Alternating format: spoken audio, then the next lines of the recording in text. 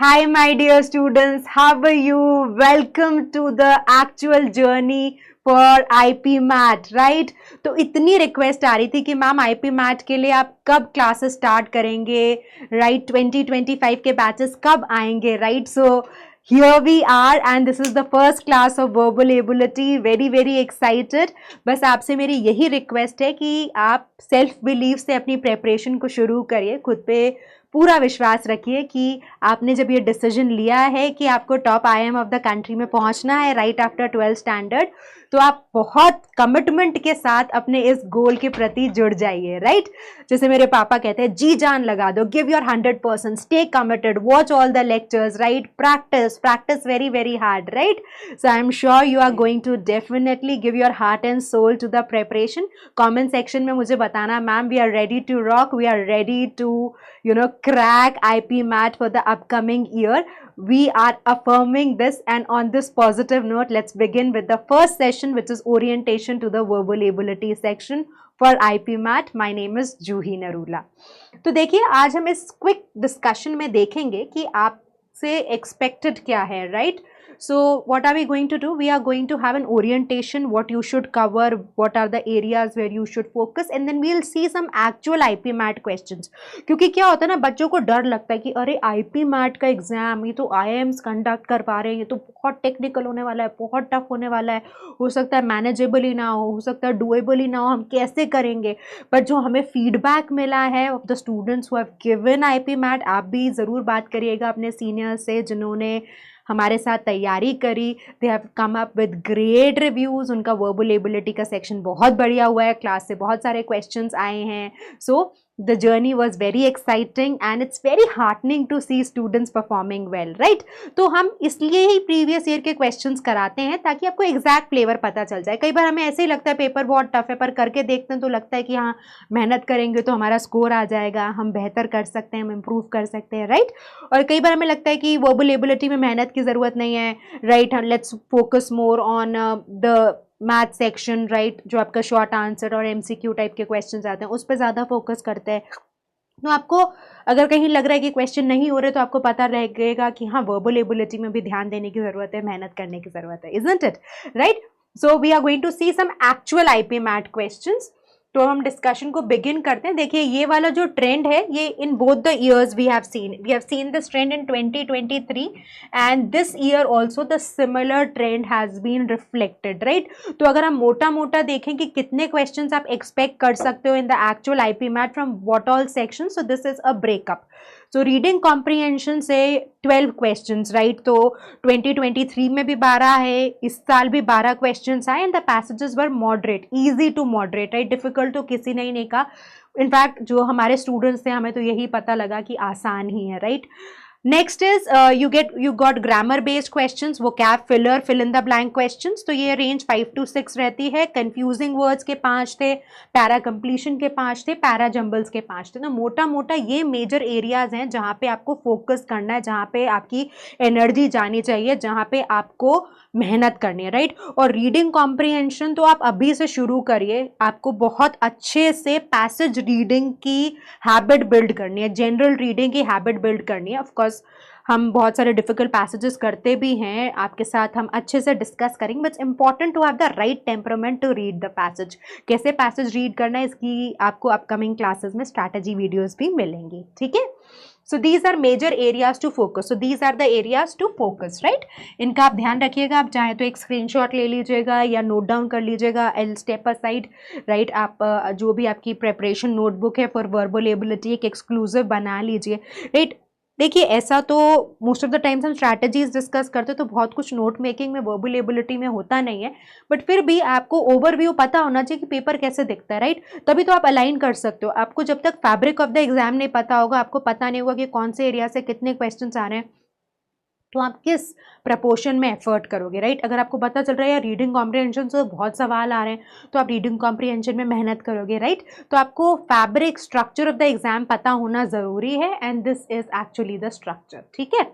चलिए अब हम आगे बढ़ते हैं. तो हम, ये बहुत अच्छी बात है कि आपने अभी मन बना लिया और प्रेपरेशन को जल्दी बिगिन करें. Such a right thing to do, right? So why should we begin early? The first important point is that you get better concept building and fundamental clarity. देखिए, जाहिर सी बात है कि अगर आप ज्यादा टाइम ले रहे हो तो आप पे इतना इंटेंस प्रेशर नहीं है, राइट? आपके पास टाइम ज़्यादा है अपने वीक एरियाज को इम्प्रूव करने का, समझने का.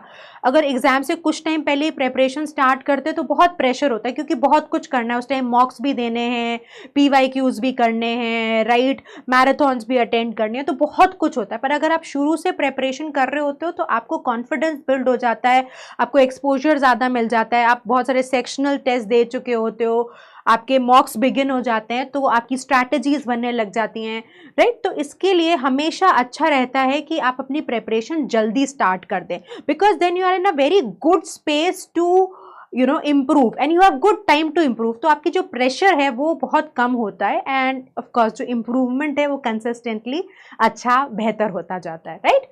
Next is like I said that you get more time for preparation. और अब खुद आप सोच के देखिए कि अगर आपके पास सिर्फ 2-3 महीने हैं, क्योंकि IP मैट का एग्जाम आपका समवेयर अराउंड मई में होता है, तो अगर आप बोर्ड देने के बाद सोच रहे हो तो आपके पास कितना ही टाइम बचेगा ना. एंड कोई ना कोई सरप्राइज सेक्शन आ ही जाता है. जैसे इस बार स्टूडेंट्स को MCQ थोड़े डिफिकल्ट लगे थे, राइट? हो सकता है अगली बार वर्बल एबिलिटी डिफिकल्ट हो. तो अगर हम जल्दी प्रेपरेशन करते हैं तो हम खुद को स्ट्रेंथन कर लेते हैं even for the surprise questions, because हमारे पास टाइम ज़्यादा होता है. तो हम ऑलमोस्ट कोई भी कॉन्सेप्ट छोड़ते नहीं. हम प्रैक्टिकली कोशिश करते हैं कि every little detail, every little concept, every little question category should be picked, should be discussed, right? Because of course you have more bandwidth. But यही अगर आपके पास टाइम कम है तो आप कोशिश करोगे पहले इंपॉर्टेंट टॉपिक्स को कवर कर लो. अब कई बार क्या होता है, आसान टॉपिक आपने छोड़ दिया और उसी से 2-3 सवाल आ गए, फिर आप फंस जाते हो, right? So that's the idea that you get more time for preparation. And of course, आप देखिए कि अगर आपने बहुत प्रैक्टिस करी है तो you'll feel more confident. आप एग्जाम में ज़्यादा कंफर्टेबल फील करेंगे, जिटरी नहीं होंगे, नर्वस नहीं होंगे, right? And that's very important. किसी भी कॉम्पिटिटिव एग्जाम को क्रैक करने के लिए आपका एटीट्यूड बहुत इंपॉर्टेंट है, राइट? और कॉन्फिडेंस तभी आता है जब आपने बहुत प्रैक्टिस कर रखी होती है. तो आप जल्दी स्टार्ट करते हो, you get that confidence, also you get the right momentum. आपके पास लास्ट मिनट का हीट नहीं होता. ये तो मैं कहती हूँ कि लास्ट मिनट का प्रेशर कई बार बहुत ओवरवेलमिंग हो जाता है, राइट? क्योंकि आप बोर्ड्स दे के निकले होते हो, फिर आप एग्जाम दे रहे हो, अब बोर्ड्स कैसे हुए, कई बार नहीं हुए अच्छे, कई बार अच्छे हो जाते हैं, राइट? वो बहुत सारी सिचुएशन पे डिपेंडेंसी है, बहुत सारे इफ्स एंड प्रोज हैं, राइट? तो हमेशा एक अच्छी बात ये है कि अगर आप जल्दी प्रेपरेशन करते हो तो आपको लास्ट मिनट का एंग्जाइटी, नर्वसनेस बहुत एक्सटेंड तक कम होता है. मैं ऐसा नहीं कह रही कि आपको एग्जाम का प्रेशर ही नहीं होगा, बट एक नॉर्मल स्टूडेंट जो लास्ट के 2 महीने में प्रिपेयर कर रहा है उसको बहुत ज़्यादा होगा, और आपने साल भर से तैयारी करी है तो आपको रिलेटिवली बहुत कम होगा. तो जायज़ सी बात है, अच्छी बात भी है. एग्जाम से पहले थोड़ा सा प्रेशर होना बहुत अच्छा साइन है. That means you are excited, you are looking forward to the paper, right? End of course you can balance your school studies. अब अगर आप जल्दी अपनी प्रेपरेशन चालू करो तो there can be some days जहाँ पे आपको स्कूल में ज़्यादा फोकस करना पड़ा. मे बी अगले दिन केमिस्ट्री का एग्जाम है या इकोनॉमिक्स का एग्जाम है, तो अगर आपने 2 दिन पढ़ाई नहीं करी, आपके पास फिर भी टाइम है, राइट? कि आप कहीं कोई वीकेंड देख के, कोई छुट्टियां देख के वो जो आपकी पढ़ाई मिस जाए उसको कवर कर लो, राइट? फिर वही बात, लास्ट मोमेंट पे बहुत सारी प्रेपरेशन हो जाती है, बहुत सारे कॉन्सेप्ट्स हो जाते हैं. सो अगर आपने ये डिसीजन ले लिया है, मन बना लिया, तो बहुत अच्छी बात है, कंग्रेचुलेशन. अब इतना वाइज डिसीजन लिया तो कंसिस्टेंटली मेहनत ज़रूर करिएगा, राइट? ये जो आपको एज मिल रहा है, ये जो एडवांटेज मिलेगा आपको जल्दी बिगिन करने का, इसको आपको यूज़ करना है in your favour to crack the IP MAT, right? चलिए, सो जैसा मैंने कहा कि अब करें क्या, नहीं, we know that we have started, we know we have to crack IP MAT, we know it is a good thing, we know what the paper looks like, right? हमने थोड़ा मोटा मोटा तो डिस्कस करा कि अच्छा रीडिंग कॉम्प्रीहेंशन आता है जहाँ पे एक अनसीन पैसेज दे देते हैं, उसके बेसिस पे सवाल पूछते हैं, आपको उन क्वेश्चंस को आंसर करना होता है. अच्छा, पैरा जम्बल्स दे दिया जहाँ पे 5 सेंटेंसेज हैं, वो 5 सेंटेंसेज को रीअरेंज करके एक मीनिंगफुल पैराग्राफ बनाना है. या फिर आपको दे दिया एक पैराग्राफ और वहाँ पर एक ब्लैंक दे दिया, आपको एक सेंटेंस पिक करना है ऑप्शंस में से और पैराग्राफ को कंप्लीट करना है. या फिर फिल इन द ब्लैंक के क्वेश्चंस दे दिए. ग्रामर में subject, verb, agreement, pronouns, modifiers, इनके कॉन्सेप्ट्स को टेस्ट कर लिया, राइट?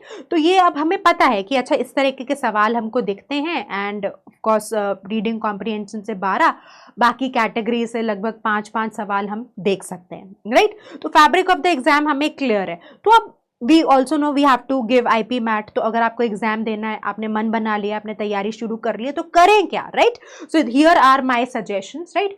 सबसे पहले कोई भी एग्जाम को अगर आप प्रिपेयर करना चाहते हो तो आपको फंडामेंटल क्लैरिटी होना जरूरी है। तो इस टाइम आपने अपने फंडामेंटल बिल्डिंग पे काम करिए, यानी कि अपनी रीडिंग हैबिट को इम्प्रूव करिए, बहुत ज़रूरी है। बच्चे इसको बहुत अंडरमाइन कर जाते हैं।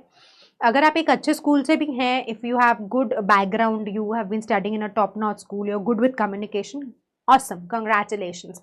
But at times you still need to learn how to tackle certain topics, right? जैसे आपको एक ऐसा पैसेज मिल जाए जो ऑर्थोपोलॉजी पे आपका कोई बैकग्राउंड ही नहीं है, तो आपको मुश्किल आएगी, no matter how good you are as a reader और what is your background. So we have to be prepared for whatever surprise elements we can expect in the exam. So how does that come? When you read. तो reading बहुत एक aggressive तरीका है, intelligent तरीका है, जिससे आपकी vocabulary build होती है, आपकी कॉम्प्रिहेंशन स्किल्स बिल्ड होती हैं, जो आपको कहीं ना कहीं बाकी क्वेश्चंस में भी हेल्प करती हैं। तो अगर आपकी रीडिंग कॉम्प्रिहेंशन अच्छा है तो आपको मदद कहाँ मिलेगी? आपको मदद मिलेगी पैरा जंबल्स में, आपको मदद मिलेगी पैरा कंप्लीशन में।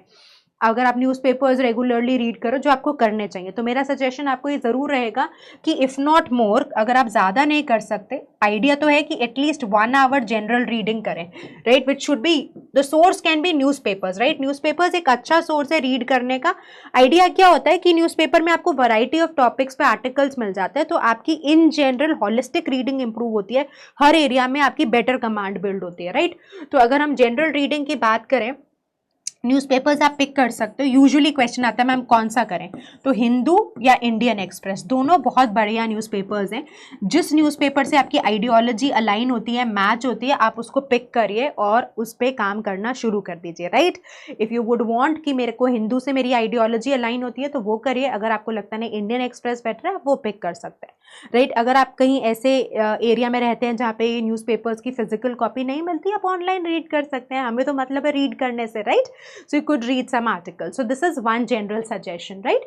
जैसा मैं बार बार कह रही हूँ कि रीडिंग आपको मल्टीपल तरीके से मदद करती है। अगर आप रीड करते हो, एक तो आपको रीडिंग कॉम्प्रिहेंशन में मदद मिलेगी, 12 सवाल आ रहे हैं आपके, राइट? इस बार बच्चों ने 12 के 12 सही करें, वो भी आपका टारगेट भी वही होना चाहिए। अब थोड़ी स्ट्रैटेजी नेक्स्ट ईयर चेंज हो जाए, IIMS क्वेश्चन का पेपर भी चेंज करते हैं, तो भी RC तो आएगा ही और RC इंपॉर्टेंट रहेगा ही, राइट? तो आपको वहां मदद मिल रही है। दूसरा, आपकी जनरल अवेयरनेस बढ़ती है, जो कहीं ना कहीं आपको इंटरव्यूज में बहुत एज देती है, राइट? अगर आप कंसिस्टेंटली 1 घंटा, राइट, 30 मिनट्स, अगर बिल्कुल नहीं कर पा रहे तो 30 मिनट्स तो दीजिए, 30 मिनट्स टू 1 आवर, राइट? इतना टाइम देने की कोशिश करिए। जनरल अवेयरनेस आपकी बढ़ रही है, राइट? आपकी वोकैबुलरी बहुत एक्सटेंड तक बढ़ती है, right? You feel more confident, right? आप इंटरव्यू में जाओगे, एक आपने लास्ट मिनट में बस 6 महीने का ग्रामर और 6 महीने के करंट अफेयर्स पढ़े और पेपर दे के आ गए, और एक आप निरंतर 1 साल तक पढ़ते रहे हो, आपके पास ओपिनियंस हैं, आपके पास आंसर देने का तरीका है, राइट? अच्छा स्पीकर तभी अच्छा बनता है जब उसके पास बहुत सारा पर्सपेक्टिव होता है। आपके पास नॉलेज नहीं होगी, आप कितने कॉन्फिडेंट हो, कितनी बढ़िया वोकैबुलरी को इंटीग्रेट कर सकते हो, आप नहीं बोल पाओगे। You need to know the topic, right? So that's what reading really helps you. It helps you in vocabulary, it helps you in reading, it also helps you get better with the concepts or the questions which are reading intrinsic, right? तो reading आपको overall section में बहुत help करेगी। तो कोशिश करिए आप read तो करें ही, if not more at least 30 minutes. अगर आप दिन के आधा घंटा एक साथ नहीं निकाल पा रहे, आप दिन में 3 बार 10-10 मिनट निकाल दीजिए, राइट? मे बी जब आप स्कूल जाते हैं, तो स्कूल बस में जा रहे हैं, तब पढ़ लीजिए, राइट? रात को सोने से पहले पढ़ लीजिए, सुबह 10 मिनट जल्दी उठ जाइए, 10 मिनट इंस्टाग्राम कम कर लीजिए। बहुत तरीके हैं। 30 मिनट्स आपको एक साथ नहीं देने, 10-10 मिनट के 3 स्लॉट्स देने, वो भी आप निकाल लेंगे अगर आप चाहेंगे तो, राइट? उसके बाद बहुत इंपॉर्टेंट है कि आप अपनी प्रेपरेशन को प्लान करें। हम कहते हैं कि इफेक्टिव डिस्ट्रीब्यूशन ऑफ टाइम होना चाहिए, ये नहीं कि जो सेक्शन बहुत वीक लग रहा है वही करे जा रहे हैं, जो अच्छा लग रहा है उसको छोड़ ही दिया, या कई बार उल्टा करते हैं, जो अच्छा लग रहा है उसी को पढ़े जा रहे हैं, जो वीक है उसको छोड़ दिया। तो इफेक्टिवली, जहां अगर आपको लगता है कि मेरा वर्बल एबिलिटी सेक्शन स्ट्रांग है, या मेरा रीडिंग, सपोज अगर हम वर्बल एबिलिटी एक्सक्लूसिव बात करें, तो आपको अगर ऐसा लगता है कि मेरा रीडिंग कॉम्प्रिहेंशन स्ट्रांग है, तो आपको इंश्योर करना है थ्रू आउट प्रेपरेशन की स्ट्रांग रहे। बिल्कुल छोड़ देंगे तो कहीं ना कहीं उसकी परफॉर्मेंस नीचे डिप करेगी। राइट। सो आपको अगर सपोज करिए ग्रामर मुश्किल लग रहा है, आपने कहा मैं तो पढ़ूंगी नहीं ग्रामर, तो फिर कैसे काम चलेगा, राइट। सो इफेक्टिवली अपने टाइम को यूटिलाइज करिए, एक ऐसा स्केड्यूल बनाइए जो डुएबल हो, क्योंकि कई बार बच्चे ऐसे इम्प्रैक्टिकल गोल्स रख देते हैं, राइट, कि मैं 100 सवाल कर लूंगी, 100 कैसे करेंगे ना, या तो जो हो ही नहीं सकता अचीव आप वो करेंगे तो फिर उससे डिसअपॉइंटमेंट आएगा, डिस्ट्रैक्शन होगा या गिव अप करने का मन करेगा। So make targets which are achievable and try as much as possible to stick to the plan and follow it, right. Then of course like I said कि dedicate at least 5 hours, तो एक 30 minutes to 1 hour की general reading, 30 minutes minimum कह रही हूँ, 1 hour अगर आपके पास time है, बैंडविड्थ है, राइट, आपने ड्रॉप लेने का सोच लिया है, इन दोज केसेस 1 hour करिए, बट 30 minutes तो ज़रूर ही करिए, राइट। दिन के महीने में आपको देखिए टोटल लगभग 20 से 25 घंटा देना है, राइट। तो अगर आपको 20 घंटे देना है तो ब्रेकअप करें वीक वाइज, तो एक वीक में आपको 5 घंटे एटलीस्ट देने चाहिए apart from general reading to verbal ability section, right. तो अब आप इसके अलावा क्या कर सकते हैं, वोकैबुलरी बिल्डिंग पे ध्यान दीजिए, राइट। एक मैं वीडियो भी लेकर आऊंगी हाउ टू बिल्ड वोकैबुलरी, उसमें बहुत सारी इंटरेस्टिंग स्ट्रैटेजीज दूंगी, पर आप कोशिश करिए दिन के 10-15 मिनट आप वोकैबुलरी को भी दें। सिमिलरली अगर आप ट्राई करेंगे तो आप कुछ टाइम ग्रामर के कॉन्सेप्ट्स को दे सकते हैं, राइट। तो आपको इफेक्टिवली अपने टाइम को डिस्ट्रीब्यूट करना है, रीडिंग को सबसे ज़्यादा टाइम देना है, वोकैबुलरी को उससे कम, राइट। कुछ टाइम आपको दिन के 20 से 25 मिनट ग्रामर को देने हैं, और फिर इम्प्लीमेंटेशन मतलब पैरा जंबल को सॉल्व करना आना चाहिए, प्रैक्टिस करनी है, पैरा कंप्लीशन की करनी है, तो कुछ टाइम प्रैक्टिस का देखना है। अब आज आपने सोचा कि मैं ग्रामर का कॉन्सेप्ट सीख लेती हूँ, तो अपने सब्जेक्ट वर्ब अग्रीमेंट के कॉन्सेप्ट को 3 दिन पढ़ा, तो अगले चौथे दिन कुछ सवाल कर लीजिए, फिर आपको लगा अच्छा ग्रामर कवर हो गया, अब next 3-4 days you could do para jumbles. तो रीडिंग को कांस्टेंट रखे, वोकैब को कांस्टेंट रखे, ग्रामर और वर्बल एबिलिटी के साथ आप जगल कर सकते हो, राइट। किसी ने आपको लगा कि मैंने बहुत दिन से रीड कर रखा है, आज मैं थोड़ा सा रीडिंग कॉम्प्रिहेंशन में एक्चुअल पैसेजेस लगा के देख लेती हूँ, so that means you can strategize as per your understanding, but मोटा मोटा आपको सारे कॉम्पोनेंट्स को इंक्लूड करना है, राइट। देन ऑफ कोर्स जब भी हम एग्जाम की तैयारी करते हैं हम कोई एरिया छोड़ के नहीं जाएंगे, राइट। आप ये सोच रहे हैं मैं पैरा कंप्लीशन के क्वेश्चन छोड़ के चली जाऊं या ग्रामर में मॉडिफायर पढ़ के ही नहीं जाती, जो आप छोड़ के जाएंगे ना वो एग्जाम में आएगा, राइट। ये बहुत ही अनफॉर्चुनेट बात है, पर होता ही है। आपने सारे सब्जेक्ट्स पढ़ लिए, सारे टॉपिक्स कवर कर लिए, एक जो छोड़ना उसी से सवाल आ जाता है, तो हम रिस्क बिल्कुल नहीं लेंगे, राइट। आप जितनी मेहनत करेंगे उतना आप लकी होते जाते हैं, ये तो आपको पता है ना, तो हम अपना 100% देंगे। My sincere suggestion is please cover all the topics and do not leave anything, right. So exam जो आप जिस डिफिकल्टी लेवल का एग्जाम दोगे उसी डिफिकल्टी लेवल के सवाल करो, right.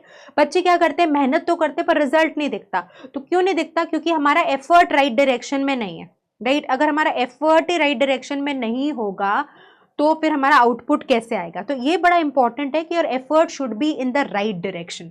Then it is important to track progress, देखिए आप कितना इंप्रूव कर रहे हैं, बेहतर हो रहे हैं। वही वाली बात है कि अगर बेहतर नहीं हो रहे तो फिर अपनी स्ट्रैटेजी को चेक करिए। दो ही चीजें मेहनत करनी है आपको, एफर्ट पुट करना है और सही दिशा में करना है, राइट। तो यही दोनों चीजों का ध्यान रखना है। अगर मेहनत कर रहे हैं, सही दिशा में कर रहे हैं, रिजल्ट डेफिनेटली इंप्रूव होगा, राइट। अगर नहीं हो रहा तो या तो मेहनत नहीं कर रहे या आपकी दिशा गलत है। तो जो भी प्रॉब्लम है उसको आइडेंटिफाई करिए। अब क्योंकि आपका एग्जाम अगले साल होगा तो इस टाइम आपको मोटिवेटेड रहने की बड़ी ज़रूरत है, राइट।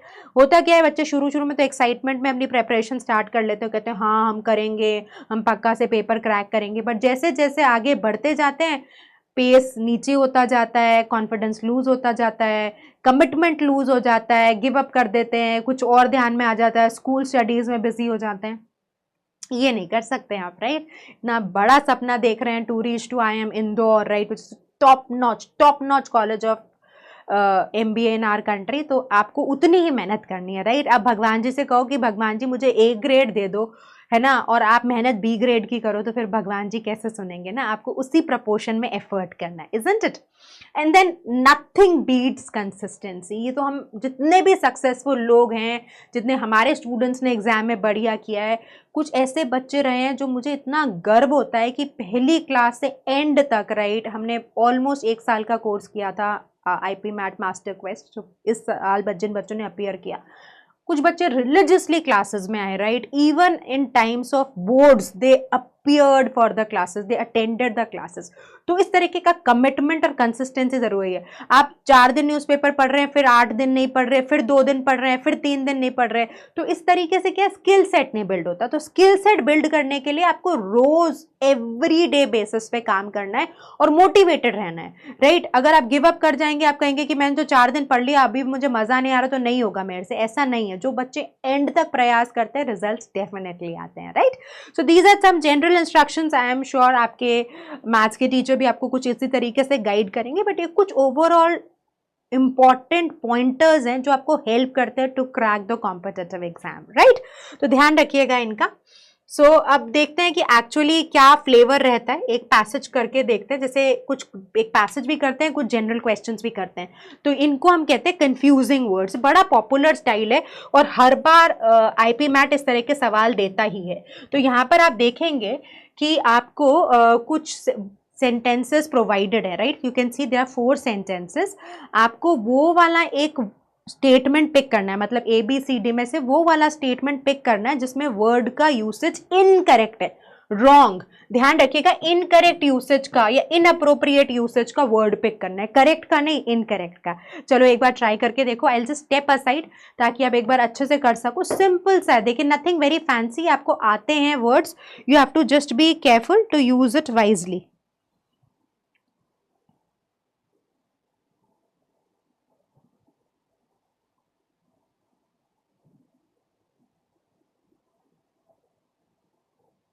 ये लूज वर्ड आपको पता ही होगा, राइट. सो 2 कॉमन वर्ड्स, और देखिए बहुत फैंसी वर्ड्स नहीं है, you know these words.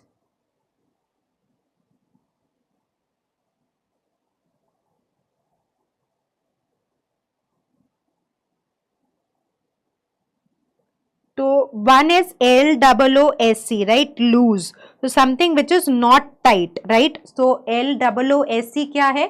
Which is not tight. जैसे loose fitting है, तो fitting proper नहीं है, right? This is something which is not tight, right? So this is the meaning. अब आप देखो यहाँ जिस भी सेंटेंस में इस मीनिंग, इस वर्ड को लिखा गया है, क्या राइट अप्रोप्रिएट यूसेज है? लूज करना होता है somebody lost the battle, right? So you failed to win. So what would lose be? You failed to win, right? तो LOSE क्या हो जाएगा? You failed to win, right? or you're losing something, right? और कुछ गुम जाना, something which you are unable to find, right? something which you are unable to find. I've lost my pen, तो नहीं मिल रहा मेरे को, right? और the team lost the match, right? So now let's see. He went to the dentist because of a loose tooth. तो loose मतलब ढीला, दांत हिल रहा था, which makes sense. The cyclone caused some of the roof tiles to come loose. मतलब उन tight नहीं रही और हल्की गिरने लग गई, या छेड़छाड़ कर सकते थे आप. तो again this makes sense. Her friend does not approve of her loose morals. And the scam caused, scam होता है घोटाला, many people to lose their life savings. तो देखिए lose morals यानी ढीले, something contextually fits in well. तो ये वाला यूसेज इनकरेक्ट है, ठीक है. तो यहाँ पे क्या होना चाहिए था? द स्कैम, घोटाले की वजह से लोगों ने अपने पैसे खो दिए, पैसे ढीले नहीं हो गए, right. So here what should have been the right word? Here the right word should have been LOSE. So कहाँ पे इनकरेक्ट यूसेज आया? डी में आया, एंड दैट्स द आंसर. और इससे इसको बोलते हैं कंफ्यूजिंग वर्ड्स. तो ये कौन से सवाल हैं? ये कंफ्यूजिंग वर्ड्स के सवाल हैं. और इससे लगभग आप कितने क्वेश्चंस एक्सपेक्ट कर सकते हो?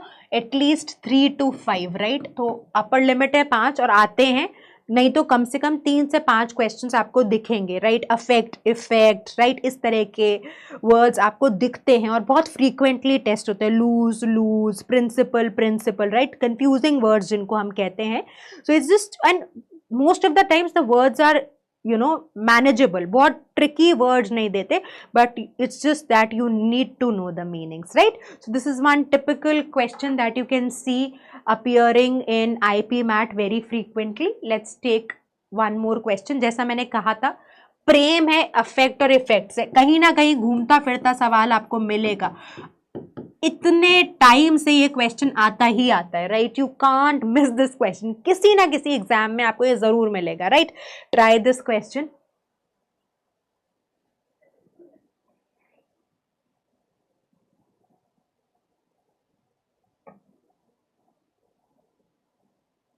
अच्छे से पढ़िए. I am giving you time so that you can read the question.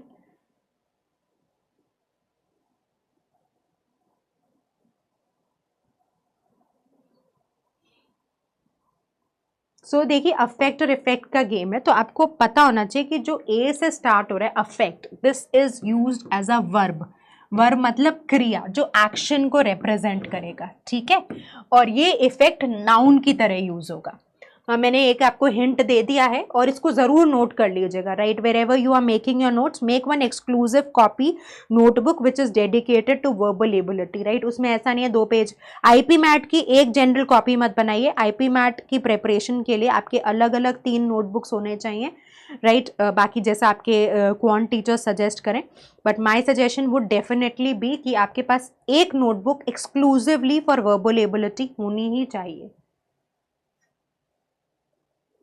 Right, so the criticism did not affect the student at all. One cannot say what effect computerization will have on the service. Increasing levels of pollution will have a disastrous effect on planet Earth. The teacher's turn lecture had no effect on students' behavior. So you can see now you know effect and effect. अब देखो कौन से sentence में incorrect usage है. Question को पढ़ना जरूरी है क्योंकि हम क्या करते हैं, कई बार करेक्ट पढ़ जाते हैं, पहला स्टेटमेंट करेक्ट लगा या हम ट्रैप में आ गए, हमने डायरेक्शन ही नहीं पढ़ी. ये बहुत बड़ा मिस होता है, इसको नहीं करेंगे आप. So please take a look. Now I have given you the meanings. देखिए कहाँ पे यूसेज राइट है.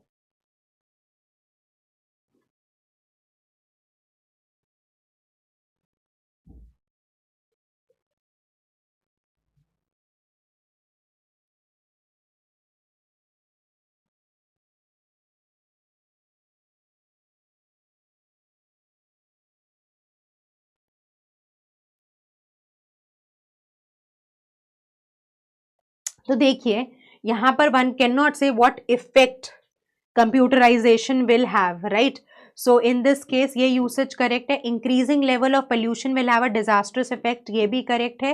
The teachers turn lecture had no effect, ये भी करेक्ट है. The criticism did not affect, यहाँ पे हमें वर्ब चाहिए था, यहाँ पर नाउन का इस्तेमाल हुआ है. So what will be the correct answer? The correct answer is an incorrect choice, so A will be the right answer. ठीक है, चलिए let's move to the next question. तो ये बेसिकली देख रहे हैं आप, इसको हम बोलते हैं फिलर्स के क्वेश्चंस. तो आईपी मैट में ये भी आपको समवेयर अराउंड 5 इन नंबर दिखते हैं, 3 to 5. राइट, तो अब देखते हैं आगे कैसे ट्रेंड अगर अपकमिंग ईयर में चेंज होता है. बट लगभग पिछले 2-3 सालों से you are getting at least if not more 3 to 5 questions coming from this category. So let's just try reading and trying this question.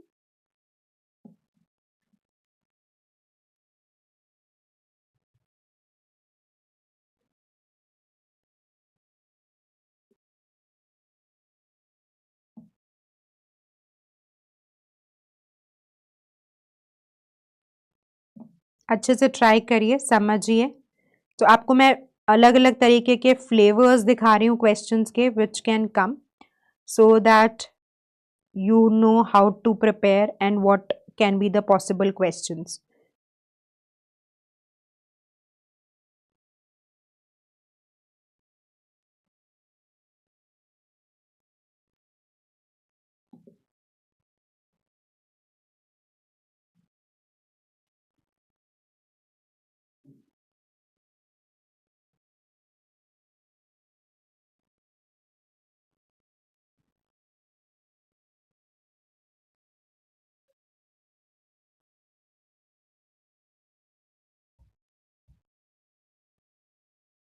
चलिए, so let's try this question. I am sure आपने time दिया, attempt करा.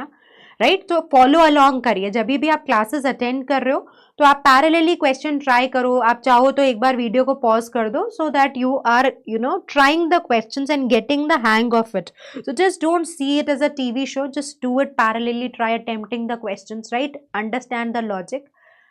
सो government frame laws and regulations to steer business.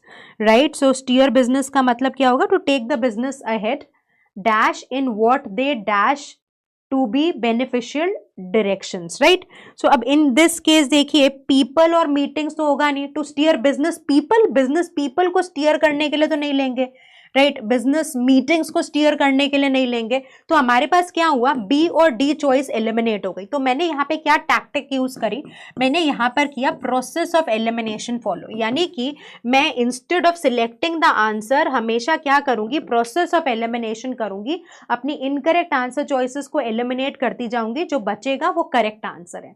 Right, so now let's see this. Governments frame laws and regulations to steer what, either they can promote steer ethics or maybe to some extent behavior भी एक possible choice हो सकती है, right? Now let's see further in what they believe to be beneficial directions, right? And what they perceive is a view point, right? तो view point और believe में अगर आप देखेंगे तो believe is having more credibility, right? What they believe to be true, perceive तो जो दिखता है, right? But what they understand is true, that's what would be considered, right? So which is a better answer between A and C? Definitely A. Now let's see one more question. Please try this. All these questions have been tested in IP Math. हम सारे के सारे PYQs कर रहे हैं so that you can get the right flavor of the questions.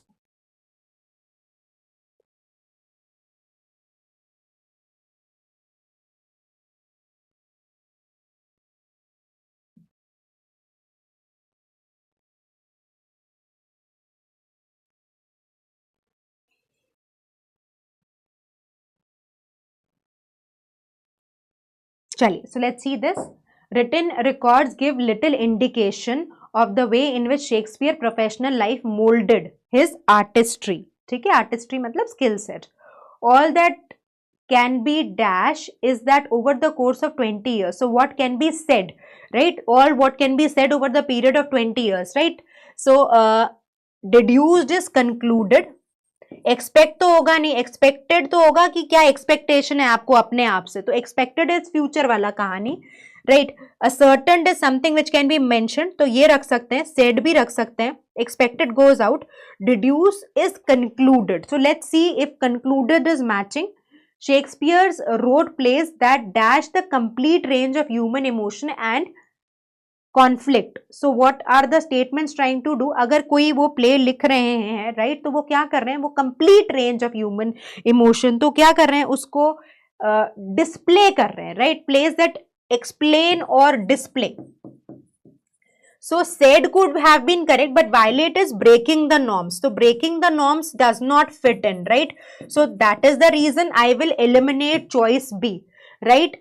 और सी तो हमने एक्सपेक्टेड के कारण कर दिया. एक्सपेक्टेड इज जो आप फ्यूचर में करते हो. I am expecting to see my students being successful in the exam, right? So this choice goes out. अब हमारे पास असर्टेन है. सर्टेन मतलब what can be said, what can be established, what can be considered, right? अब यहाँ पर आपके पास दो चॉइसेस हैं. Either you pick ascertain and deduced, both can be said, that what can be concluded, what can be established, right? So now you have two statements. जैसा हमने किया, eliminate करें incorrect answer choices को, तो हम हर बार यही करेंगे, जो हमें नहीं सेट लगता, फिट नहीं होता दिखता, हम उसको हटाते जाएंगे, राइट? तो बी और सी फिट होता नहीं दिखता. अब मेरे पास एक तो मैं 4 दुश्मनों से लड़ रही हूँ, राइट? तो मैं 4 जगह अपनी एनर्जी को डाइवर्ट कर रही हूँ, और एक मैं 2 ही से कर रही हूँ, तो मैं कहाँ बेटर तरीके से लड़ पाऊंगी? When you have 2 enemies, right? That's what process of elimination is. Keep on eliminating the incorrect answer choices. Whatever remains shall serve as the right answer. So that is the reason BC goes out. Now you have A and D. So ascertained we can keep, deduced we can keep. Now हमारे पास हमें choice कैसे लेनी है कि whether expand is a better choice or captured. तो expand तो होगा कि range को कैसे expand करेंगे, illustrate करेगा ना. So which is a better one? Display कर रहा है, capture कर रहा है, cover कर रहा है. So what is the correct answer? D. Expand does not fit in, right? So this तरीके से आपने देखा होगा हमने कैसे intelligently questions को approach किया. तो हम अपकमिंग क्लासेस में कुछ स्ट्रैटेजीज भी सीखेंगे, राइट अप्रोच भी सीखेंगे कि कैसे फिलर्स के क्वेश्चंस को टेक्निकली कंसिडर किया जाता है, कैसे अटेम्प्ट किया जाता है, and we'll try to understand what can be the other variety of questions that are seen in IP math, right? So I hope you really like the session. So buckle up, it's a big goal, and जब आप बड़े सपने देखते हैं तो आपको उतना ही proportion में मेहनत करनी है. The first step is have belief in yourself. Second step is put the effort. Third is put the effort in the right direction, right? Keep working hard, stay consistent. I'll see you very soon with very interesting sessions. All the best. God bless you.